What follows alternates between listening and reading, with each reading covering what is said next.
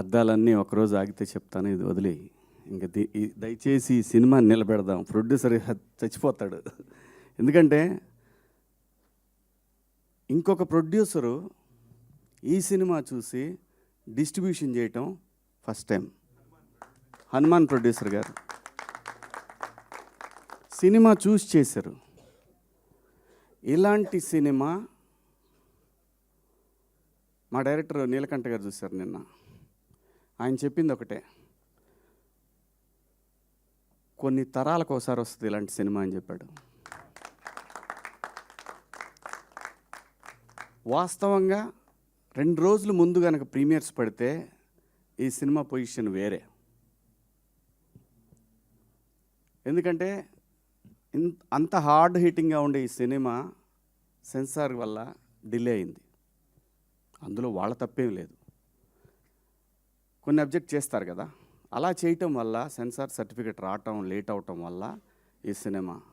కానీ ఈ సినిమాని 2026 మొత్తం మాట్లాడుకుంటారు. చూస్తూ ఉండండి మీరందరూ కూడా. అమెరికాలో, నార్త్ అమెరికాలో ఇవాళ నైట్, అంటే వాళ్ళకి నైట్, నిన్న నైట్ అన్నట్టు, మనకి నిన్న నైట్ అన్నట్టు వాళ్ళకి ఇవాళ షోలు విపరీతంగా పెరిగినాయి. ఒక థియేటర్లో ఒక షో పెట్టిన వాళ్ళు 3 షోలు పెట్టారు. ఈ సినిమా ఖచ్చితంగా మనందరూ తెలుగు వాళ్ళు జనరల్గా ఏంటంటే నెట్ఫ్లిక్స్లో వాటిలో మలయాళం సినిమాలు, ఆయన బైసన్ డైరెక్టర్ మారి సెల్వరాజ్ అలాంటి డైరెక్టర్తో పోల్చి తన్ని మాట్లాడుతున్నారంటే వీఆర్ సో ప్రౌడ్. ఈ సినిమాలో చేసిన ప్రతి క్యారెక్టర్ అండి, తెలుగు సినిమాలో అద్భుతమైన నటులు ఉన్నారు. కొత్త జనరేషను అద్భుతమైన నటులందరూ వస్తున్నారు, గట్టిగా మాట్లాడబోతున్నారంటానికి ఈ సినిమా ఒక నిదర్శనం. ఏ పాత్ర కూడా, ఏ ఆర్టిస్టు కూడా ఈ సినిమా చెప్పినప్పుడు మీరు నమ్ముతారో లేదో, నందు నా కొడుకు,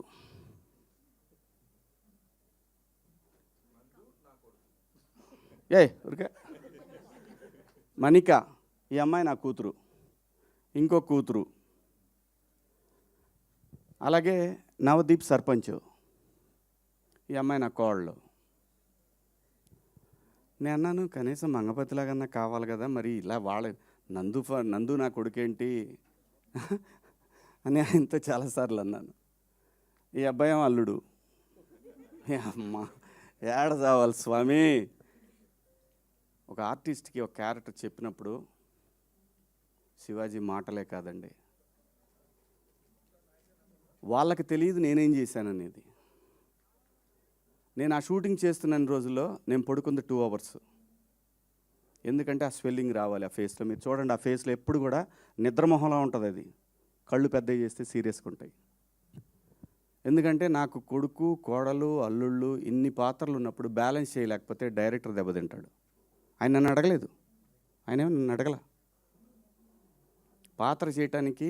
ఎందుకంటే ఇది అన్నం పెట్టిందండి సినిమా, ఒక పేరు, ఒక ప్రతిష్టలు ఇచ్చింది సినిమా.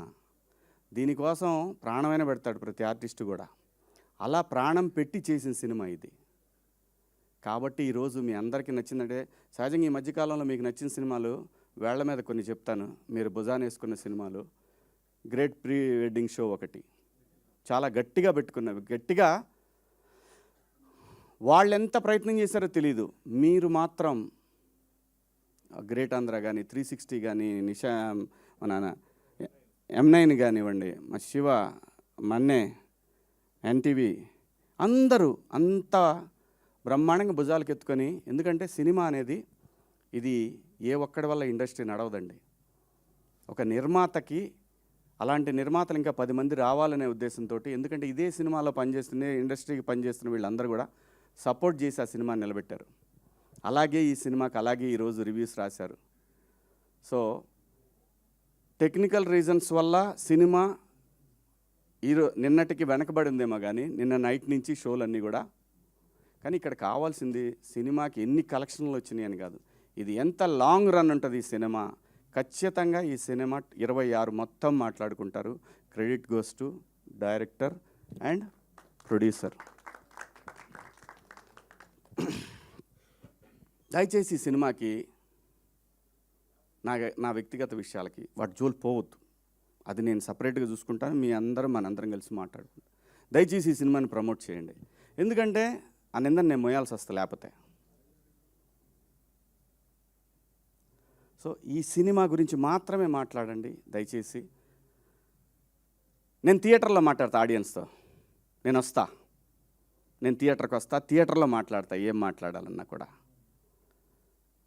ఒక మంచి సినిమా చేసినప్పుడు ఎంతైతే షూటింగ్లో కష్టం ఉందో ఈ సినిమాని నిలబెట్టుకోవాల్సిన బాధ్యత ప్రతి ఒక్క ఆర్టిస్ట్కి ఉంది. కాబట్టి మా అందరికీ డబ్బులు ఇచ్చి మా అందరినీ బాగా చూసుకున్న ఆ ప్రొడ్యూసర్ నిలబడి 10 సినిమాలు చేయాలి. ఎందుకంటే చాలా టేస్ట్ ఉన్న ప్రొడ్యూసర్ ఆయన. 10 సినిమాలు చేసే సత్తా తన దగ్గర ఉంది. మీ అందరి సపోర్ట్ కావాలి. ముఖ్యంగా జర్నలిస్ట్ మిత్రులు మీ అందరి సపోర్ట్ ఈ సినిమాకు ఉండాలని కోరుకుంటూ మీ అందరి దగ్గర సెలవు తీసుకుంటున్నా. థ్యాంక్ యూ సో మచ్ అండి.